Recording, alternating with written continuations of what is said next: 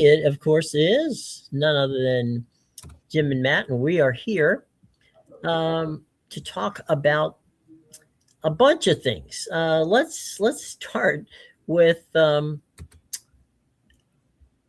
of you who listen or watch the folks that do the Locked On podcast.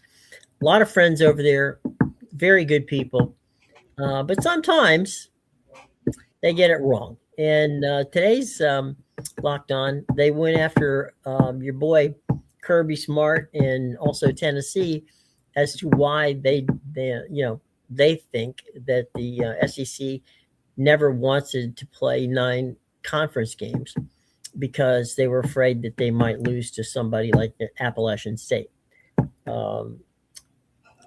Let me just throw this preface out there, folks. Georgia and Tennessee and all these people have nothing to do with this. The conferences have nothing to do with this.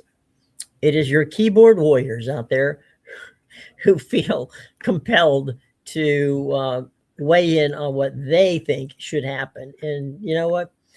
Don't pay attention to it. It ain't gonna happen. Georgia's not worried about it. Tennessee's not worried about it. The fans seem to be. Matthew, you are a Georgia man. I'm gonna throw it to you, sir. Yeah, well, it's a simple matter of the fact that we're now in the time in the college football calendar where recruiting's over. Spring practices haven't started. We're still a couple months away from spring games themselves as well. So it's a relatively dead period in terms of the news cycle in college football. What happens when you have a relatively dead cycle in a sport where that's really the only thing that you're covering and talking about is you got to drum up news, you got to make clicks, you got to create headlines, right? And this is a really effective way to do that. This is one of those things. It's a trend. It's one of those stories that gets people's attention. It frustrates them. It gets them angry. Because when you really look at the basis of a lot of their claims is they don't have a very big leg to stand on, right? Like they're talking about this 2014 playoff, and they're talking about now. By the way, I would like it to be known that the 2014 playoff is something that was brought up and conceptualized by Tony Petitti. It's something that's been pushed for by the Big Ten. The SEC is now turning to back it because now they're moving to a 9-game schedule. And look, you can theorize or hypothesize as much as you want. The matter of the fact is that when you turn on the TV in April and they have that NFL draft, there's going to be more names called from the SEC than there is from the Big Ten. When you look at the high school recruiting rankings, there's going to be more SEC schools than there are Big Ten schools. I'm not going to sit here and comment on whether or not the conference themselves, who has a higher peak season in and season out. Look, the Big Ten's top has been better than the SEC's the conference for the last 3 years. There's no debating that. But the simple matter of the fact is that now they're talking about the middle of the conference, and they have no numbers to stand on other than their belief, to be honest. Yeah. As I said, when we were talking just a second ago, these are keyboard warriors, right? These are not the decision makers. These are not the people who are involved. Why does Tony Petitti, why did he propose a 24 team playoff? Money. I mean, let's be honest. Let's exactly call it what it is. Tony Petitti is a longtime television programmer. Yeah. If anybody knows what kind of bounty they could pull in from a 24 team playoff, which, oh, by the way, 23 of them would just come from the power conferences. One team would come from the group of 5 or 6, depending upon how you look at it these days. So, I get where Tony's coming from, right? But this shade that's being thrown by these keyboard warriors, look, believe me when I tell you, as they sit down this afternoon in Washington, we'll get to that in a few minutes. Tony Petitti and Greg Sankey talk probably more than most people would think. And, there is a mutual respect. The Big Ten hierarchy, meaning Petiti and his team, and Sankey and his team at the SEC, are far more close to being in lockstep than any of the fans want them to be. Yeah. Well, look, this comes down. I think Tony Petiti deserves a lot of credit. He, when he conceptualized this 2014 playoff, everybody's like, "Well, that's nuts." I still think it is nuts. I'm not a fan of it, regardless Mm-hmm. of however many conference games who so Mm-hmm. and so is playing, right? But he worked it in his favor. It seemed like a nuts idea, especially for the SEC, Mm-hmm. and when they're playing 8 conference games. Like, it's just not it's too many teams, really. You took the exclusivity away, you took the regular season away from what was formerly the best regular season in sports. Um, but this was his idea, and how do you, when you conceptualize this, if this is something you really want to do, how do you go about it? Like, you have to have a plan. How do you make this happen? Right. And I can't sit here, like, I don't have Tony Petiti's whiteboard of a plan that he Mm-hmm. had, but getting the SEC to 9 games, because that's really what it feels like kind of happened, is they almost schoolyard bullied the SEC into playing 9 conference Mm-hmm. games. And when the SEC moves to 9 conference games, now with the type of schedule that these teams are going to play, it is more advantageous to go to a 2014 model, especially when you have a committee that does not value metrics. They value the loss column. Mm-hmm. And it's something where, people are complaining now about these non-conference matchups and these non-conference schedules. The college football playoff committees told you that it doesn't matter who you play in your Right. non-conference. You look at the last 3 national champions coming from the Big Ten. Who have they played? They played shithole State and Southwest Mm-hmm. shithole State, along with, maybe App State to go along with them. Like, they've played nobody. I mean, Indiana, they played Kennesaw State last year, and Right. Kennesaw State, like Old Dominion, I think, was somebody else that they played. Yeah. You go back to Michigan's 2023 season. I think their big non-conference game was like Northern Illinois. Right.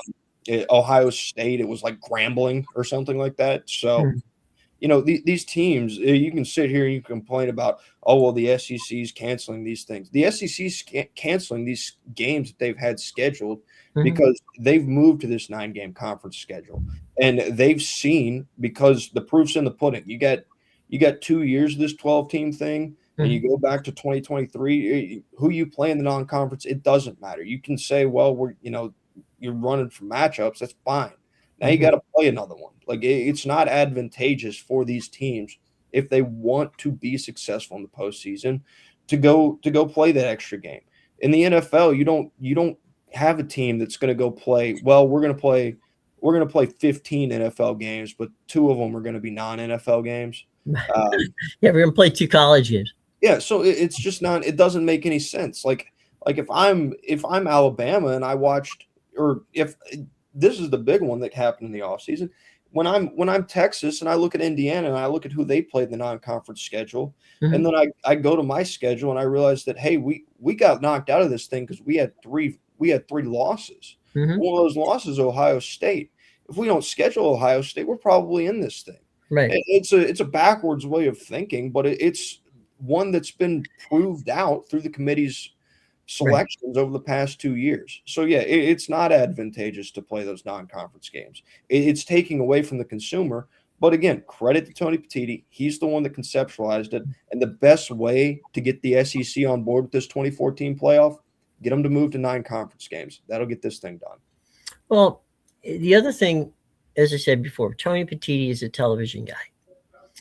It was Tony Petiti and Mike Oresco who sat down with the NCAA and came up with the 68 team March Madness fleet of games, and what they sold the NCAA. Because for those of you out there who don't know, approximately 80% of the revenue that runs the NCAA comes from their basketball contract with CBS and TNT.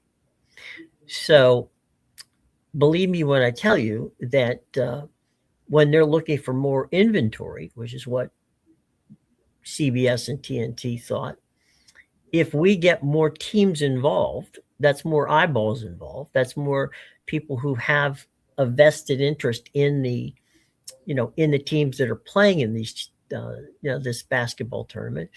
You get the Cinderella situations. You get all the storylines that tick all the boxes that bring people to the. And I'm talking now about the casual fan, not the basketball fan, the casual fan that brings them all too. Because when they started this amazing situation, and look, nobody loves you know college, you know tournament type basketball more than I do. I mean, I loved it when I had to do the games and enjoyed every minute of it. So, but Tony wanted inventory. He said, the more we get in here, the better it's going to be for all of us. And that proved out to be right. Okay. The ratings were always good. The more Thursday and Friday has gotten so intense, people don't even go to work at sometimes, from that standpoint. So it wasn't bad, but there's always circumstances by which it doesn't work. And what it may work in college basketball, but what the hell? When you have a 24 team playoff, what are you starting in August? How does that work?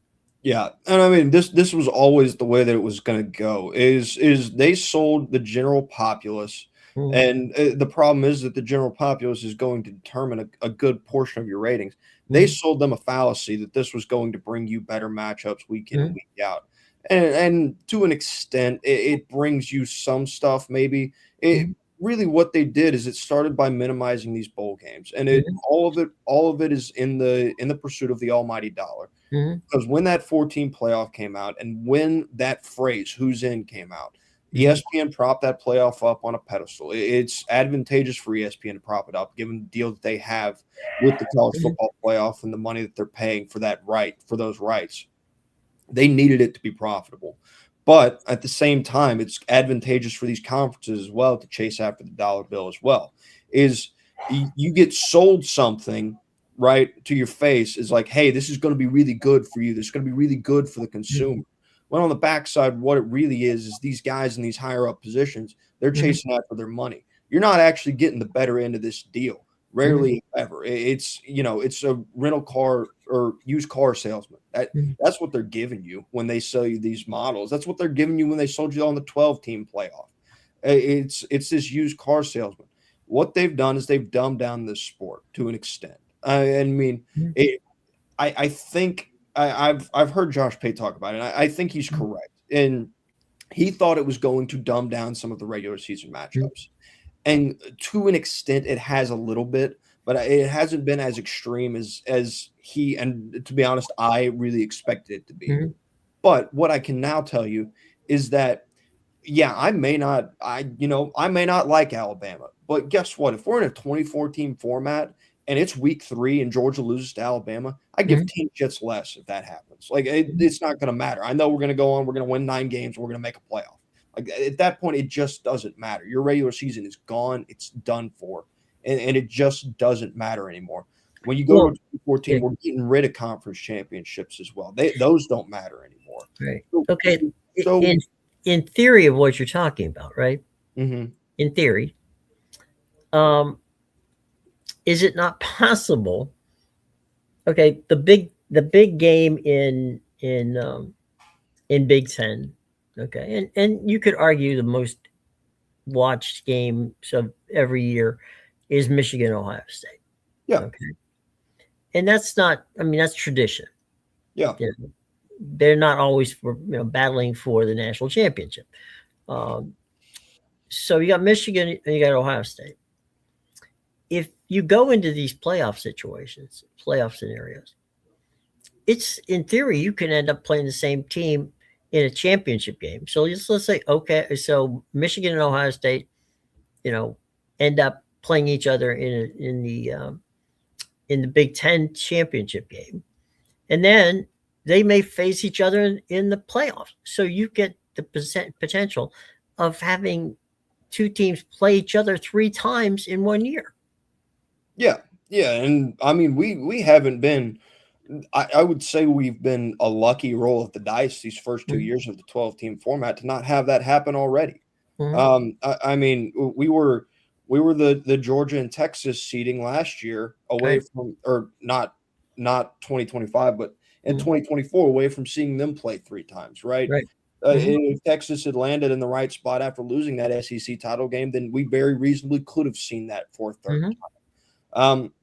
So these aren't matchups that are far off. You could have said the same thing about Alabama and Georgia this year if the seeding Sure. had been a little different as well. So we've just been like, whether it's by design from the committee or or just Mhm. pure chance, we haven't been far off from having a three-time matchup already. And Mhm. it's something that's legitimate. And it's something that in basketball it works. In Mhm. baseball it works. In football, this is a different sport than those other two sports and really any other sport Mhm. in collegiate athletics. It just does not work the same. And Mhm. playing a team three times, like, yeah, you see it in the NFL, but I don't like it in the NFL. Like, it's not something, oh, yay, I can't wait to watch the Broncos and the Raiders play three times or two times over the span of the past 4 weeks. Mhm. It's not something that excites, and it's something that the NFL has to do, right? The NFL has 32 teams. They've got a limited number of participants here.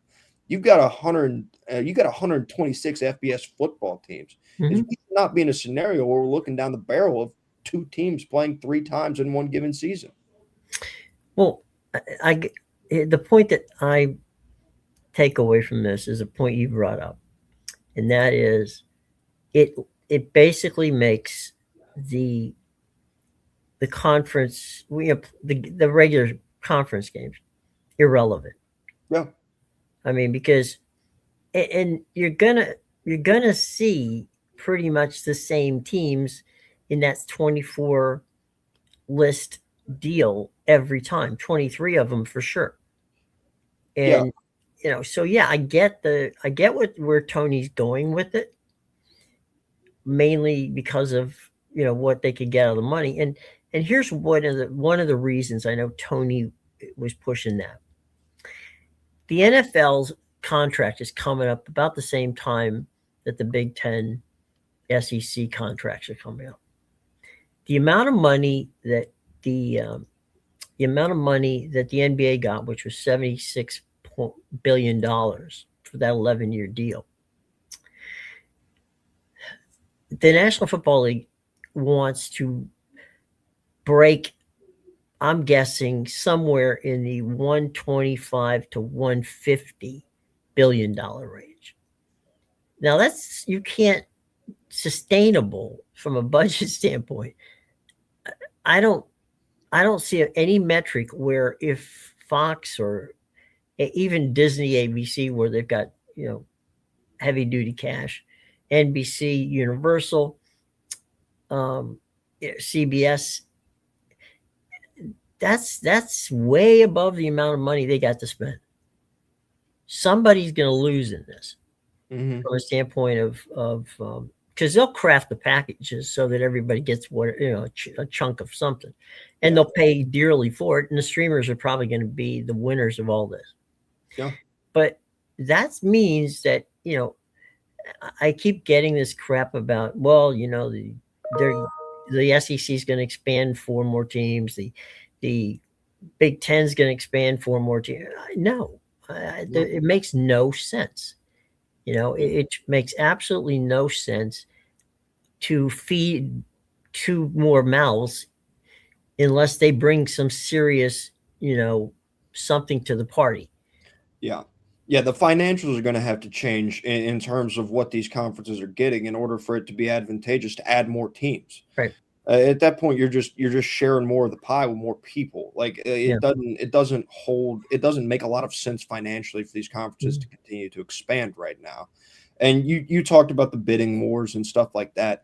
And really, again, what happens is when that happens is you look at it again and the consumer loses. That's the end all be all in this. Mhm. Is that when this whole thing started, it was sold as something that is going to be great for you, the consumer, and the product that you're getting is going to be so much better on a week in and week out basis. And it's not. That was bullshit. That was a lie from the start. But Mhm. everybody bought it and started eating it up and loved that shit. So they're like, yeah, let's keep it going. Let's make it bigger. Mhm. And that keeps happening. And you're going to look at it and, in 10 years, when I gotta subscribe to 8 different streaming services to watch the football games that I want to watch, Right. and I'm losing because I'm paying, hand over fist for this shit. Right. It's me that's lost in the end for watching what is now, relatively speaking, a subpar product to what college football used to be. Mm-hmm. Well, we talked about that yesterday with what Miami and Florida State, Notre Dame, Penn State, when they were independents, what they could do. And it's a very fascinating, situation from that standpoint. Um, and we'll see how it plays out. But I do think that uh, I do hope, I think I would put it that way, that cooler minds prevail and they don't go into this 24 game or 20, whatever it is, 24 game playoff, because then you just totally, you've diluted the product to the point where it's so, as you said, irrelevant. It's I unrecognizable. don't, I don't particularly care at this point. I mean, I'm a fan. I, I don't, I have no reason to want a 2014 playoff because that will mean um, that I have to keep track of what's going on the entire time. The season itself, how can you play 12 to 13 games, right? Yeah. And if you're going to play potentially 4 more games. Yeah, it's something there where you're now looking at is if you continue to expand this thing and you're talking about playing these extra games at the end of the season, Mhm. is now you're talking about we're going to like shorten the regular season, right? And that's when those lower tier of schools lose as well.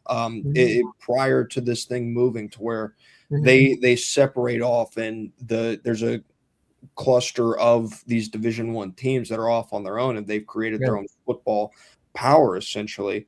But if you start canceling these non-conference games and these programs that they're playing, like Georgia's going to pay some of these programs that are going to come in and play them in like week 1 and week 2. Ohio State's going to pay them. Michigan's going to pay them. They make a good check for doing that. That's Mhm. part of how their football program sustain themselves. Mhm. They lose. The consumer loses. Like it's such an ass backwards model that Mhm. they've sold us on, and now we're so far down the road that it really feels like the 24 team is inevitable. It's just a matter of when, Right. not if, right? Right. Mhm. So it's just, I mean, it's going to be something that is unrecognizable Mhm. in probably 5 to 10 years here. But I would like to believe that I'm still going to enjoy the sports. Like what makes college football unique is supposed to be the traditions and the crowds and the Mhm. rivalries and stuff like that. I hope that continues to stay the same. I don't know a reason why it wouldn't. But in terms of the week in and week out product, it's going to look completely different. I mean, I was somebody who back in high school, I mean, I loved recruiting. Like Mhm. I called out sick for signing day. I followed Mhm. it as closely as I could all year long. And Mhm. now I can't tell you what's going on in recruiting just because I don't care. Like it doesn't Right. matter what's happening. Is say I follow a kid's recruitment. He's going Mhm. to commit and decommit 7 times. Let's see, he actually gets on campus. Well, Right. now he's got to make it through spring ball and hope he doesn't transfer after spring ball. All right, he made it through spring ball. All Yeah. right, now into the fall camp. Okay, he didn't get the starting spot. All right, he's already in the portal. It's December. Right. So it's just not something that's worthwhile. Is now you've got to follow these rosters on more of a year in and year out basis, and there's still recruiting sites, and there's still people that love it, and I get that. But Mhm. recruiting itself now is unrecognizable. The sport of college football is continuing to change, and I Mhm. fear it's for the worst. Yeah. 2 things on what you said about um, about the situation that we're now at hand, which struck me funny. Um, the the state of Florida, and I'm sure other states same way, but the state of Florida mandates that the University of Florida and Florida State, Miami is a private school, they don't have to do anything they don't want to do. Play at least one Florida school per year, other than obviously Florida State and Florida. So they did that to prop up UCF, to prop up USF, to prop up FIU, to prop up FAU. You know, it, in theory, it was a good idea, because they're saying, okay, you guys have to play your cousins here because they need to get, the exposure. And you brought up the other point. It's nice to take a $500,000 check back, to you with you to wherever you're playing. Yeah. So that's all good. Now, last night, something I found incredibly, you're talking about the recruiting in the portal, right? Mm-hmm. Last night, I was watching USF's basketball team play Memphis. It was senior night in Memphis. One of the kids who, look, and again, I don't begrudge any of these people to take senior night type things. Mm-hmm. One of the kids played 1 year at Memphis, and he was celebrating his senior night. Another kid was celebrating his senior night, okay? But he's in the transfer portal. He's got 1 more year to play. So he's celebrating, he's celebrating the fact that he's got Memphis is giving him a senior night, and he's not going to even be at Memphis next year. Yeah. Yeah, it just feels like, and I have no problem with the transfer portal. I have no problems with NIL. That feels like it is quality of life improvements for the athletes that they have long deserved. Um, I don't have problems. What I have problems is it's unregulated. And that's what leads you into a little bit of the, or not a little bit. That's what's led you into the landscape that you're in now. And one final point, because you'd mentioned at the outset, they had talked about the SEC, supposedly ducking the smoke when it comes to scheduling. There's only one conference in America that's required to play 10 Power 5 games on its schedule, and that's the SEC. They require the 9 conference games, and then they require one non-conference Power 4 game as well. Big Ten doesn't do that. The ACC doesn't do that. Big 12 doesn't do that. It's just the SEC, and that's something that they did because some of their member institutions have those in-state rivalries. You have Louisville, Kentucky. You have Georgia Tech. You have Florida State. Like those are legitimate rivalries and matchups that those occur, and that's not something that Ohio State has to do. Ohio State doesn't have to play. They don't have somebody in state that's a Power 4 opponent that they have to play year in and year out. They're not required by their conference bylaws or scheduling rules to play another Power 4 opponent. So what it is really when people get up there and they pound the table and they say, well, the SEC's running and the Big Ten's so much deeper and better, is you can say that, but you really have no facts or claims to back that up. Other than your just profound belief that it is such. Down the street here at 4:00 at the White House, President Trump's going to host a White House meeting on college sports landscape, and he's gathered a number of people together to be involved in this roundtable discussion. The chair of the discussion, Trump is the chair of the discussion, but Florida Governor Ron DeSantis and Randy Levine, who's the president of the New York Yankees, are vice chairs in this invitation only. Jim Phillips will be there from the ACC, Brett Yormark from the Big 12, Tony Petitti from the Big 10, Craig Sankey from the SEC, Gloria Navarez, who's the commissioner of the Mountain West, chose not to go. And Notre Dame will be represented, as well as the American. I don't know if Tim Pernetti's going to go, but I assume it's Tim Pernetti. There would be no reason for them to send anybody else. Others who are included in this is Nick Saban, Mac Brown, Urban Meyer, Tim Tebow, Charlie Ward, Adam Silver, Tiger Woods, Condoleezza Rice, and they're all on Oh, and media executives, excuse me, from ESPN and Fox have been invited. Ooh, media executives. That's what we need in the room. Yeah. They got us in a shithole in the first place. Yeah, they didn't have, well, to some extent, Partially. yeah, to some extent, the this whole thing, the jumping, the big, rating of conferences, there was dabbling in it before, right? But I'm going to go to John Swofford and what he did to the Big East was criminal. I mean, they basically tanked the conference, and they knew they were going to do it. Yep. And so, I mean, as much as you can blame ESPN, you can blame Fox, you can blame, any media outlet you want. You need to have a partner in this disaster. And unfortunately, there have been conference commissioners who saw an opportunity to say, if we add, A, B, and C, then we're going to make even more money. Mm-hmm. And the fallacy out there, which people seem not to actually want to pay attention to, is the fact that there's not an unlimited amount of money for these people to pay. Okay, which is why when I said the next contract for the Big Ten and for the SEC, it's not going to be. They're not going to double the contract. Okay, there'll be an incremental bump, but that incremental bump is not going to support, like we said before, the addition of 4 or 5 more teams. It makes no sense. It's not going to happen.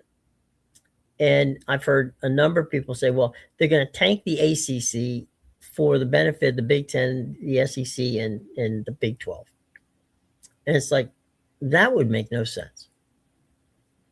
You've got control of one conference, one of the biggest in the country, the SEC. You've got most control over the ACC, and then you've got partial control of the Big 12. If I'm ESPN, why am I feeding,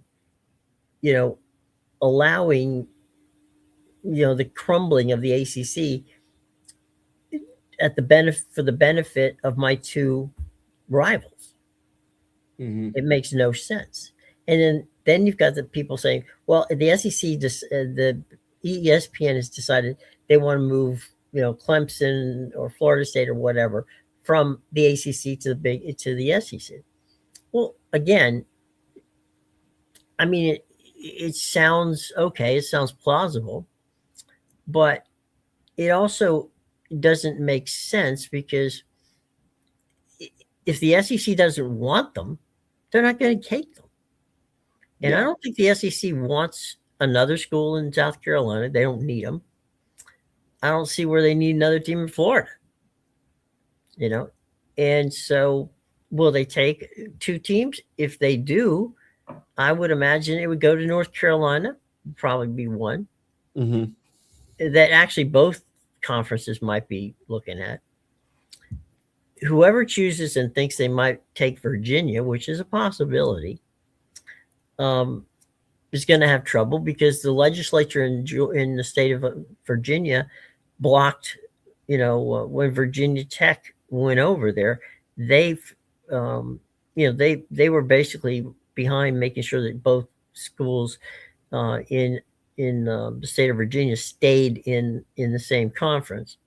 So there's all kinds of bizarre, machinations on the horizon here, and I think that those who feel that that there's going to be a lot of exchanging of conferences and realignment of all that situation. Right now, I can tell you that, and I've spoken to 5 athletic directors in the Big Ten, and they're ruining the day that they added the 4 West Coast teams. It has been nothing but a nightmare, scenario. Yeah, because people look at it from the football side. Like that's the way everybody views this conference Mhm, realignment stuff. It is purely a football lens, is the mhm, way people look at it. And it's just such a short-sighted view of the entire what really is all encapsulating mhm, in the overall conference realignment thing. You talked about the Olympic sports and what they do. I mean, you can go look at UCLA's record on the West Coast and mhm. UCLA's record on the when they have to travel over to the East Coast for those Right. Big Ten basketball games right now. Go look at their men's basketball record. If they were in the Pac-12 right now, this would be a team that's probably sitting somewhere around the 3 or 4 line. Mhm, But they have to travel and they have not done well when they've traveled either. mhm. But when they played at home, they've been fantastic. They've been really good. So it's it's something it's something that people just didn't think about it. They saw the big shiny conference realignment and they saw the football matchups they were going to get. We get Oregon, Ohio State, we get Oregon, Penn State, all these matchups, and that's fine and dandy. But there's so much stuff on the backside that people just did not think about when it comes to this conference realignment. That's really hurting a lot of these schools and these conferences overall. Well, one of the things that I've been vocal about all the way down the line when, you going all the way back to the Big East, when I mean, you're taking the game away from the fans. Hmm. The average fan is not going to, if I'm an average fan and I'm a UCLA fan, we just talked about UCLA, I'm not going to drive to Piscataway, New Jersey to see them play Rutgers. Okay. Yep. I'm not going to play, they beat Nebraska the other night. Okay. One of the coaches that I spoke to and a couple of the ADs said that what they're finding out is that these kids are exhausted Hmm. being on planes going, wherever they may be going, that academically they're having issues. Yep. Yeah. And they're seeing, and one more point, and this is a point that I think really needs to be brought out, the amount of injuries that occur because on you're traveling on a day that you might be practicing, you're playing more than you normally would play. Hmm. A 24 game playoff is going to hurt players and in some cases take them out of the potential of playing in the NFL because they got injured in a game that didn't have to be played. Yep. Yeah, and we talked. I talked about it with the transfer portal and Mhm. NIL. What is it? It's quality of life stuff for these Right. athletes, right? And it's a term that the NCAA hid behind, but it's something that's still applicable. Is these are still student athletes? Like Mhm. not all of them are going to be one and done college basketball players. Not all of them are going to go to the NFL after 3 years. In fact, Mhm. I think people oftentimes have a misconception of how many juniors actually leave to go to the NFL draft. It's a much lower number than I think people realize. So these are kids that are still, they're still in school. Like the degree is still very important. I'm actually Mhm. doing I'm in school. I'm about to start a profile story. I'm working Mhm. on a piece talking about, one I think it's like 1.9% of college athletes turn pro in Right. whatever sport they're doing. Is there's a large percentage of these people, 98% of these kids that need these degrees and they're suffering because of these travel schedules and stuff like that. And why are they struggling, right? And it Mhm. goes back to that chase after the almighty dollar. These kids are suffering, these fans are suffering because these conference executives get to sit back and line their pockets. The other thing is the fallacy that football is the sport that brings the money in from the alumni base. Okay. Phil Knight is has been heavily involved, obviously, in Oregon sports forever. Phil Knight was a track guy. He wasn't a pro. He wasn't a football guy. Kevin Plank over at Under Armour played lacrosse. Okay. So I know that, and this is one of the things that drives me nuts.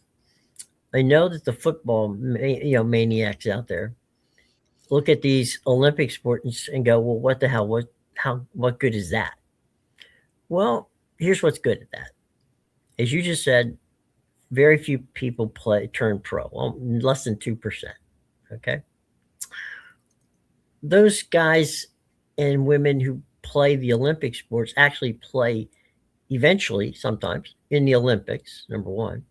Number two, they tend to be the biggest, spenders on the university because they actually got a degree.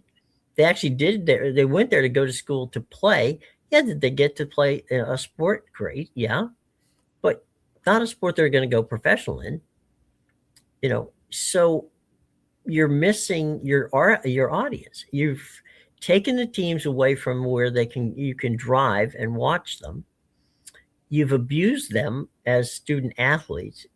You've totally you still have, all the universities, don't matter who they are, still have activities fees which go on top of your tuition.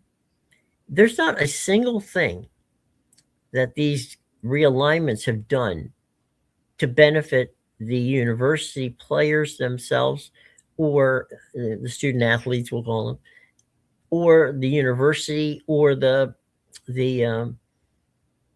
uh, or the people in the Olympic sports. You've screwed over everybody except the football team. Yeah. Yeah, and that's again, that's where people and the general populace, like that's where the short-sighted part is everybody looks at it through a purely football lens, and if they're not looking at it through a football lens, they're looking at it from the second most beneficial, and that's the men's basketball lens. Mm-hmm. Like those are the only two lenses that people look at this stuff through from an outsider's perspective. I can't blame them. If this isn't your job or you don't have a big passion about it, Mm-hmm. then yeah, you don't really have a reason to dig into the weeds and understand. You have to take it at face value for what it is, and what you see it as is football, and what you see it as is basketball, Mm-hmm. right?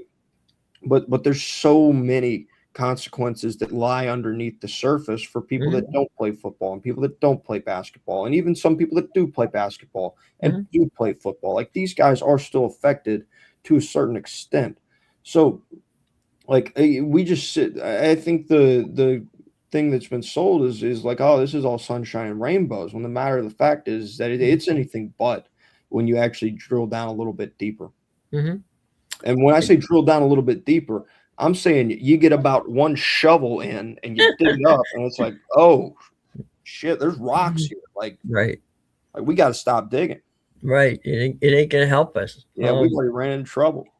Yeah, if we got a snake, we got to chop the head off of. Mm-hmm. Um, and I think, and that to me is what, the joy of college sports is the ability to watch your college play. If the only games you can watch are the games that they play at home, and they only play, 7 games or 6 games at home, then that's sad. The college basketball situation is a little more. You get to see a little more of that. But we talked about baseball. I don't know how many people realize that in some cases, almost, half of the starting lineup in some of these college baseball teams are not scholarship players. They're walk-ons. Yeah, especially for a lot of those lower level programs. Like Yeah. again, it's a misconception across sports that every athlete on this team is a scholarship athlete. That is far from the truth when you Mhm. get down to a lot of these sports. So, like you're right, these lower level baseball programs, there's a lot of kids there that are going to be walk-ons. Mhm. These Olympic sports at these non-power four schools, and I mean, and I say non-power four schools. I mean, you even get to some of these upper tier schools, and probably half have a scholarship the same way that a football player does on a Division One school. So yeah, again, there's a misconception about the way scholarships work in college athletics as well. Well, there's also a misconception about scholarships being a full scholarship. Okay. As well. they will There's different types. offer, yeah, they'll offer a partial scholarship, let's say to a swimmer, a partial scholarship to maybe a golf kid or a tennis kid or even baseball. Okay. Because there's only so many scholarships they can give out. Mm-hmm.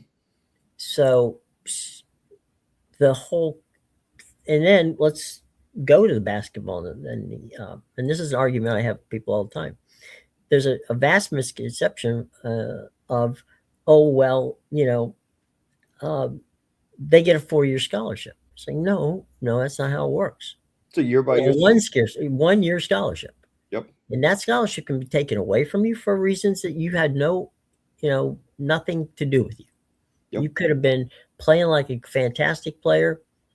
Maybe you got bumped, in the knee. You had to sit out a few games.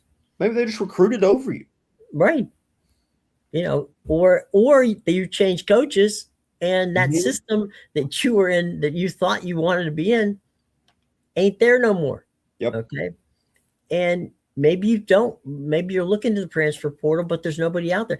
What the other thing is, Matt, and you know this, following the whole thing, there's 3,000 kids that go into the transfer portal this year.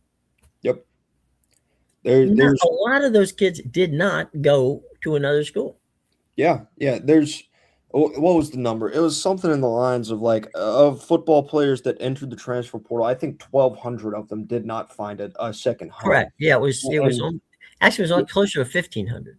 Yeah, and so what happens to those kids that enter this transfer portal that have been sold a false dream by maybe it's by a school, maybe it's by somebody that's a close relative of theirs, an aunt and uncle that got in contact with a different school and said, hey, they told me they were going to do such and such for you. Those are promises. That's not a verbal contract. It's not binding by any measure.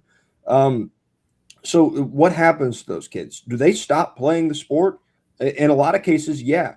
There's like that. That's it. Like if you enter the portal as a freshman with thinking you're going somewhere else and nobody picks you up, guess what? You're probably done. Not only are you probably done, but now you're without an academic home as well. Well, so I mean, this thing can get real nasty when you get down into the weeds of it, and it's just not something that anybody, and when I say anybody, I mean anybody, ever thinks about.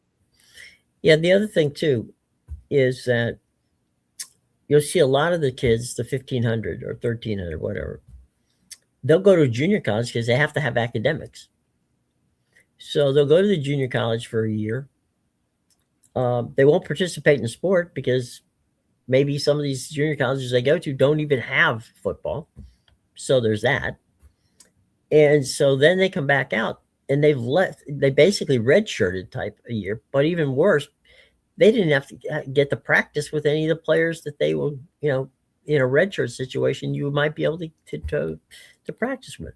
So it's a problem because it now is, they're so close to a professional model without the benefit of a players association or somebody to have their back. Yep. That allows, and yeah, true. They're the portal is free agency every year. Yep. Understood. But just because it's there doesn't mean you're going to benefit from it. Yeah. And look, nothing's perfect, right? No. Like nothing in life will ever be perfect. And this is obviously an imperfect model as well.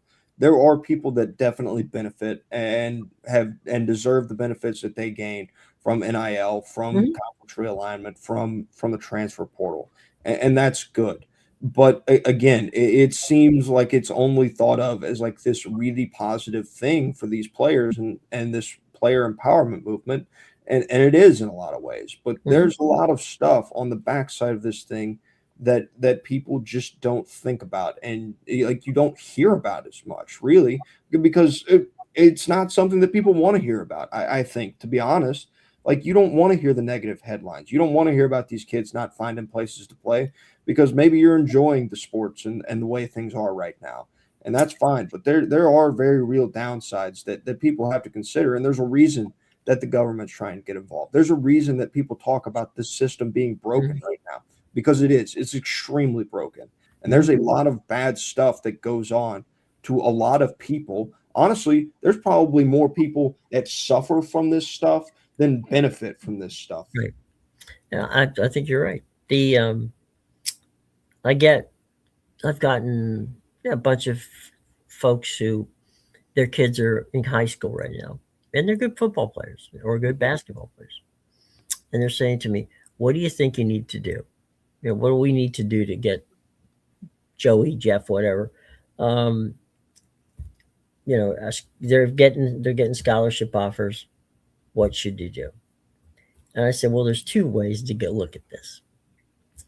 The first way, and I'm going to go with it being the wrong way in my personal opinion, is if you feel you're that good, then go ahead and go to,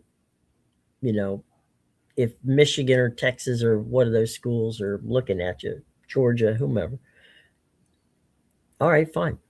If that's where you want to go and that's where you've always wanted to go, go. But if it were me, I would go to what I like to call cradle to grave school, right? Mm-hmm. Give me, we'll use the university, we'll use teams in Texas, for instance, because a lot of schools in Texas. If I had a kid and I was playing well, Mm-hmm. I would go to SMU or Baylor or Go to Tulsa. or Rice or Tulsa. You're going to stay there for the 4 years. You're going to get an education. But the reason I picked Rice or an SMU in Baylor is they're going to take care of you. You go there, you play 4 years, baby, you're locked. Okay. They're going to get you a job. You're going to roll out of that place with a college degree and a future. And if you want to play professional football and you've played well, okay, cool. You got that. But if you didn't, okay, or if you go and you play maybe a year or two in the sport, great for you, but you still have that thing to fall back on, the cradle to grave concept. And I've told them also, go out and get first and foremost an accountant and a lawyer. Mm-hmm. Because those scholarships are contracts. Mm-hmm. Yeah. They need to be looked at as a contract. And if you're supposedly or going to be, God forbid, if you're so good that they're going to throw money at you, you need an accountant who can tell you whether or not, what can we do with this money? Where do we put it to keep it from being taken away from us? Yeah. And we talked about the transfer portal and how it can negatively affect these guys in terms of sometimes their academic careers and bouncing around and like there's stuff about how credits transfer, how close are you to finishing your degree, all that stuff factors in. Another big piece of this is when you bounce around from program to program in the portal, right? And talked about how that low percentage of people that make it professionally, right? Well, if you don't make it professionally, you're going to need a job and you're going to have to go out into the job market. The alumni base and the networking at a school that you've been at for a while is something that is extremely valuable. And it's something that you can't build if you're bouncing from program to program each year, trying to build something. Like it's something where you have these kids like TJ Finley a long time ago should have looked himself in the mirror and said, hey, brother, this thing's probably not going to work out for me. Maybe I should stick somewhere where I can play football, enjoy what I'm doing. Finish up my degree, have an alumni base, have a networking base that I can fall back on when this inevitably doesn't work out. Because when you're on 8 schools in like 8 years, where are you going to go? Well, 7 of those schools don't even want to see you again. It's like you bolted from them, and the last place you're at, you've only played a year. Yeah, you either bolted while the getting was good, like you did at Auburn, to go to LSU, or you suck so much they don't ever want to see your face again in the place you were playing. One of those, neither of those are good situations. So that's why I've always said, look, the chances of you going and playing professionally are very, very slim. And you may not want to hear that, and that's fine. Okay. But give me a cradle to grave school and I'm good. My youngest brother, coming out of high school, was drafted by the Texas Rangers, and he took a scholarship to the University of Tampa, and he did it because he said, "You know what? I like playing baseball, but I don't think I'm gonna make it to the major leagues." Hmm. And yeah, they want to give me a contract. Yeah, they want to give me money. I'll tell you what, I would rather have my degree. I'd rather go play college ball, have some fun for 4 years, get my degree, and go on with my life because I don't want to be in the minor leagues in 29 years old. Yeah. Yeah, and look, I think a lot of this comes down to as well is there's these are kids in high school. Mm-hmm. Like I can tell you, I mean, even now at 23, I'm not the best decision maker in the world at all. Like I got to lean on a lot of people around me when it Mm-hmm. comes to legitimate decisions that I'm going to make. Mm-hmm. And it's something where a lot of these kids are getting bad advice. And Mm-hmm. I'm not sitting here saying that these parents should like tell their kids to give up on their dreams. That's not No, what I'm no. asking them to do. What I'm asking them to do is be a little bit more realistic about the way things go. And if you're more realistic about the way things are and you take a more realistic approach to things, then you know what? Maybe you get to college and maybe you are fantastic and that's great and you're going to go on to the next level. That's fantastic. But Mm-hmm. the odds are ever in the favor of that's not going to happen. And you're better off, like you said, cradle to grave, finding somewhere and sticking there. And if for a lot of these kids, part of it is they just don't want to sit there and grind it out either. Mm-hmm. Well, they've been told how good they are for so many years that you sit there and go, well, this is what so and so told me, and he knows a lot about that. And you're like, well, yeah, he does. I'm not Hmm. arguing that point. Okay, that point is not. I'm not pushing that. What I'm telling you is this: no matter how good you think you are Hmm. in There's somebody college, when you go and step on the campus of University of Georgia, and you're the top running back in your conference in high school, and man, nobody on the planet can touch you.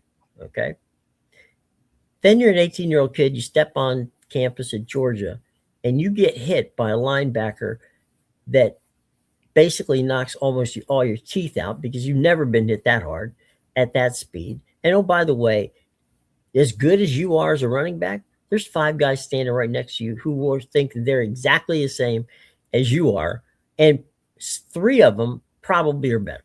Yep. I mean, there's I can give you two examples right off the top of my head at the University of Georgia where that's happened. Mhm. Is you go back to when Keith Marshall and Todd Gurley were sharing a backfield. Keith Mhm. Marshall came to the University of Georgia. He was the number one running back in the country. He was a Mhm. five-star, fantastic athlete. He was Yeah. a really good running back when he wasn't hurt.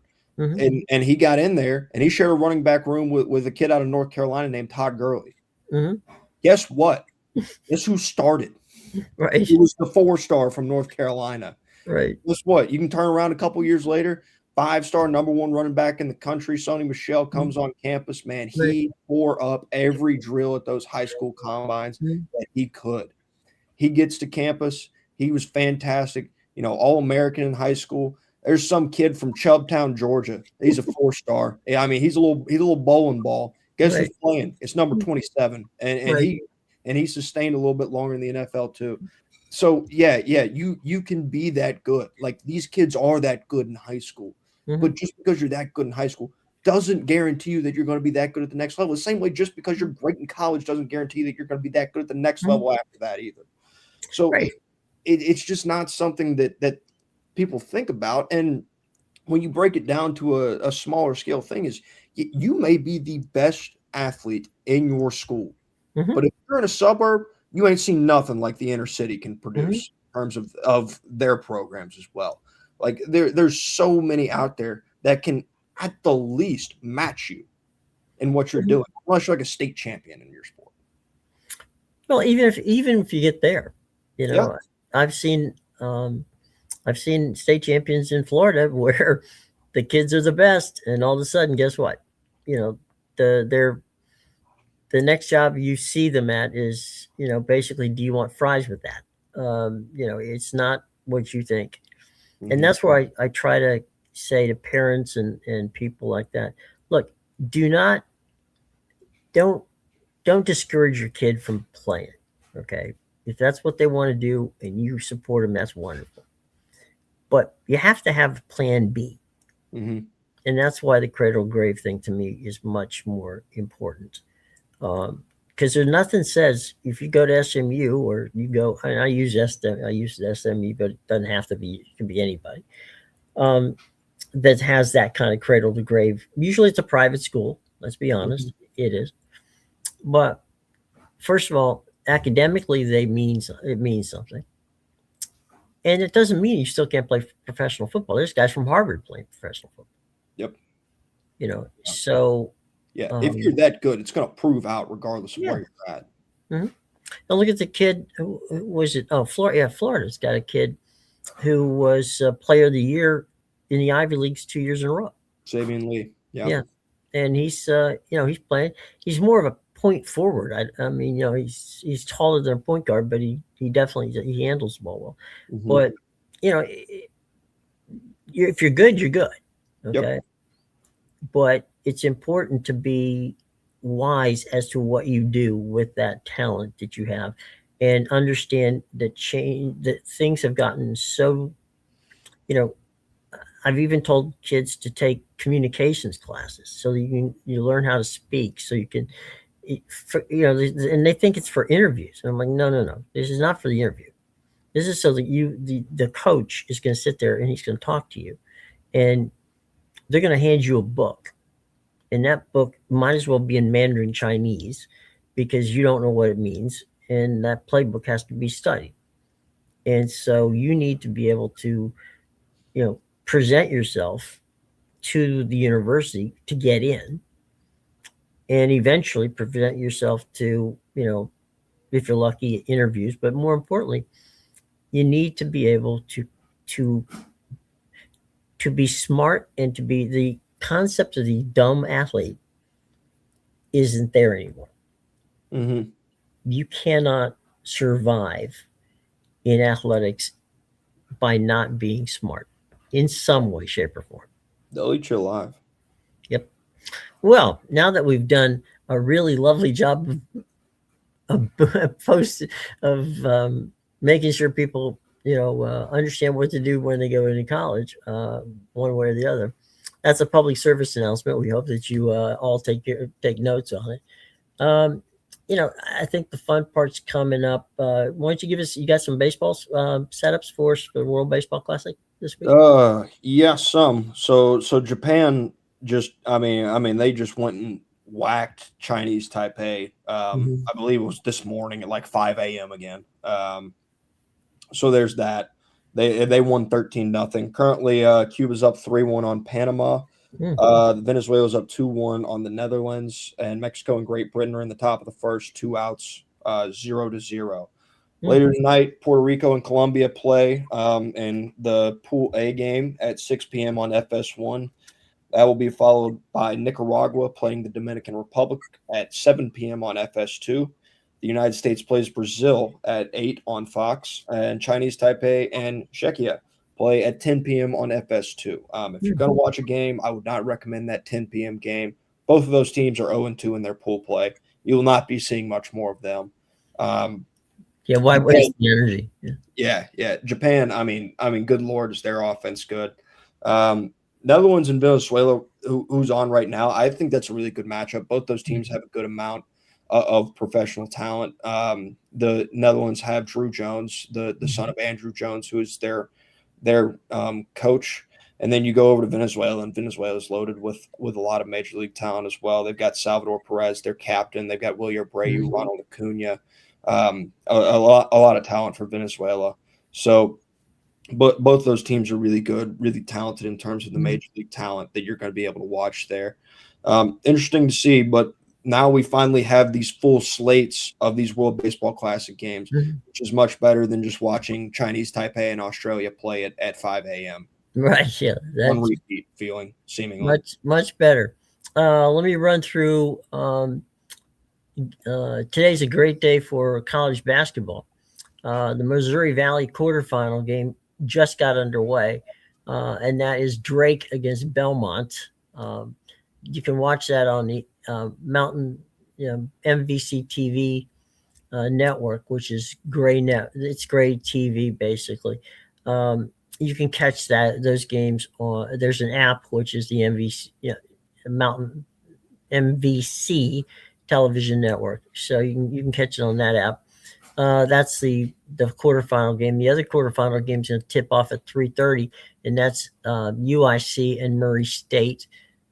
Dayton is taking on VCU at 7 o'clock. It's not that's not a tournament game, but it's setting up to the tournament because the tournament starts next week for them. Same for Northern Illinois and Akron from the MAC. That's a 7 o'clock game on CBSN. The quarterfinals in the Missouri Valley Conference game, Valparaiso and Bradley play tonight. Again, that's on the MVC network. Ohio Valley semifinal game is on ESPNU. That's at 8 o'clock. That's UT Martin and Tennessee State. A big game for UCF tonight is before the Big 12 conference tournament gets underway. They're at West Virginia, 8 o'clock on CBSN. John Sidekak and BJ Thomas on that call. Miami of Ohio, who has not lost yet, takes on Ohio tonight. That's a 9 p.m. tip for ESPN2. FS1 has St. John's, the 24th ranked team in the country, against Seton Hall. That's a 9 p.m. tip on FS1. Second round of the West Coast Conference tournament, Portland and Washington State. That's an ESPN Plus game. Missouri Valley quarterfinal, Northern Illinois and Illinois State. That's again 9:30, same place, MVC TV. The Ohio Valley semifinal has Southeast Missouri State and Morehead State. And then the second round of the WCC has San Diego at Seattle. And then, of course, there's the UNLV game. This is the Mountain West Conference. UNLV at San Diego State. That could be a good game to watch at 10:30 on CBSN. Tomorrow, I'm trying to fly through this and see if there's anything to watch tomorrow. On basketball, you've got Houston and Oklahoma State on CBS at 12. Virginia Tech and Virginia, that's on the CW at 12. Arkansas, Missouri, that's at 12 on ESPN. Let's scroll down here, we'll see if there's anybody else that's playing. Connecticut, so UConn is at Marquette, that's on Fox at 12:30. Just scrolling down here. I mean, there's a ton of games. It's just what ones make any sense to watch. Georgia, Mississippi State. That's a 4 o'clock game on the SEC network. Florida, Kentucky. That's a 4 o'clock game on ESPN. There you go. St. Louis and Mason. That game is at 4 p.m. on USA Network.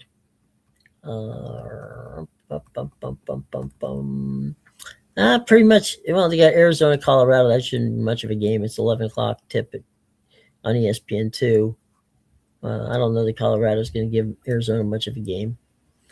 And they got USC and UCLA on Fox at FS1 at 9 o'clock. So that's a rivalry game, but I don't know that SC can hang with them. But that's your basketball that I can show you here for tonight and tomorrow. So a lot of stuff going on. You got the leaderboard up there, bud, and we can check in real quick on what's going on in golf.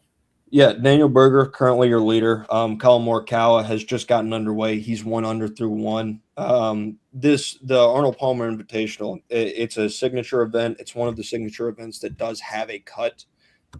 So their cut is going to work the same way that Riviera's cut, the Genesis Invitational, a couple weeks ago worked. It's going to be worse than 10 back of the lead. That's where your cut's going to be. So a lot of these guys are going to be hanging on, kind of watching the way that Daniel Berger plays, because right now he's sitting at 11 under. So your cut's at 1 over. Guys outside of that cut, there's some big names: Jason Day, Sam Burns, Keegan Bradley, Justin Thomas, JJ Spawn, Nico Echeverria, who won the Cognizant last week. I think Justin Thomas deserves a bit of a grain of salt. He's coming back from this is the first event he's played in since his microdiscopy, I believe at the end of last year, towards the end of last year. So he's having a rough go. He's 14 over. I mean, he's out there struggling. He's fighting it, but yeah, really good golf playing. Shane Lowry's another guy who's outside of the cut line right now. But that cut line can change drastically if Daniel Berger were to put up a round similar to that he had yesterday, which he fired a 9 under yesterday. It was really kind of a unexpected round, I would say, given the name. I say that as I'm talking, the cut moved to 2 over, so he dropped a stroke. Yeah, he played insanely well yesterday. You would assume that that's probably not going to happen again today. So you're probably going to get – it's not going to be your normal cut where you're cutting half the field. You're probably going to cut somewhere in the neighborhood of like maybe a quarter of the field. Well, and Bay Hill is always one of those places that's fun to watch games, to watch the tournament. Yeah, it's always a challenge, and it should be fun to enjoy. Yeah, and Colin Morikawa is sitting at I mentioned him. He's at 1 under through 1. He's at 7 under. So it is. I'm very curious to continue watching him. He won at Pebble a couple weeks ago. He really has played better since he switched his putter, and he switched from a blade to that spider. It's one of the mallet putters, or I think they're used by like 9 of the top 10 in the OWGR. So it's something that's helped him a lot. It's something that Brooks Koepka tried, and it helped him last week at the Cognizant as well, as he's gotten more comfortable with it. It's an interesting trend in terms of the golf equipment. Yeah. We'll keep watching on the putter situation, because you want to see, it's funny how some clubs can really help you out, and certainly that has done well for them. So we'll go from there. All right, well, we've given you the full slate of sports here for the week. There's always opportunity, by the way, this weekend to not just watch the Major League Baseball Classic, but also there's spring training, so you can catch some of that, and some serious. We talked about the college basketball. There's going to be some very important seeding situations coming up for games this weekend, because the big boys get started next week. Yeah, seeding in terms of conference tournaments and seedings in terms of big tournament as well. Yeah, I know that we just talked about Florida playing Kentucky. Florida's right now sitting on the 4 line, and they're good if they can go in a situation, make that work. I'll be interested in seeing. We talked about USC and UCLA, and you talked about UCLA. If the Pac-12 were still around, they'd be in great shape. And so, let's see how what happens with the SC if they can beat them. How does that help them out going into the conference? So there's a lot of intrigue left in pretty much most of these conferences. Even though 1 or 2 may be in first place or not. Yeah. Before we get out of here,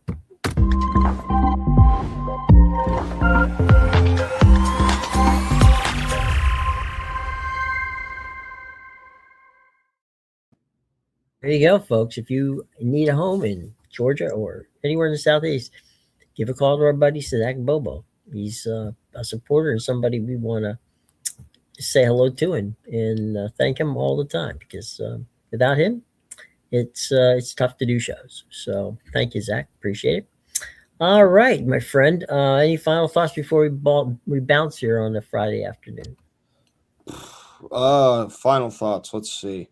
So 2 things. One, Michigan survived the scare last night against Iowa. I thought that was interesting, especially the way they handled I talked about a couple weeks ago the way they handled Purdue, and then they were playing Illinois and they handled them as well. Thought it was interesting that Iowa was the team that gave them the scare out of their Where did games. they play? They played at Iowa. Okay. And then also Miami of Ohio, they've been a hotly discussed topic. They're still undefeated. You mentioned it's less about them and more about, good God, I'm tired of seeing Bruce Pearl on every thing talking about trying to get his son into the NCAA tournament. Like, Jesus Christ, man, just shut up. Yeah. Just do the analysis and let the rest of it fall where it is. Yeah, it's not even analysis. It's just pure bias at this point. Like, and he says it as such. He's like, do I want Auburn to get in the tournament? Yes. Did I help my son get the job because of nepotism? Yes. Like, those are words that came out of his mouth this week. So it's just, I'm tired of hearing him. I didn't like hearing from him when he was a head basketball coach. I don't like hearing from him now. Well, it's funny, real quick story about when Al McGuire was coaching at Marquette. And he had Butch Thomas on the team, who was at the time a pretty darn good guard. But Allie, his son, was starting before him. So Butch came up to him one day and said, "Coach, I'm working hard. What can I do to get in the front, ahead of Allie?" Because he points up in the stands to his wife and goes, "Go up there and convince her you're a better basketball player than my son." So it's not something that Bruce has done it, but it's anytime you end up with a son who's on the same basketball team as you, and your name is not Maravich, you definitely have you're going to have conflicting situations on what happens when you go home versus what happens on the court. So yeah, it happens, but I don't know. We'll see how Auburn makes it. We'll see if they can get there or not, but I hope they get blown out on Saturday. Well, I'm not holding out hope that they're cutting down any nets at the end of the tournaments this time around. So yeah, we'll see. But anyway, everybody have a great weekend. Matthew, you have a good weekend. We'll catch you on Monday.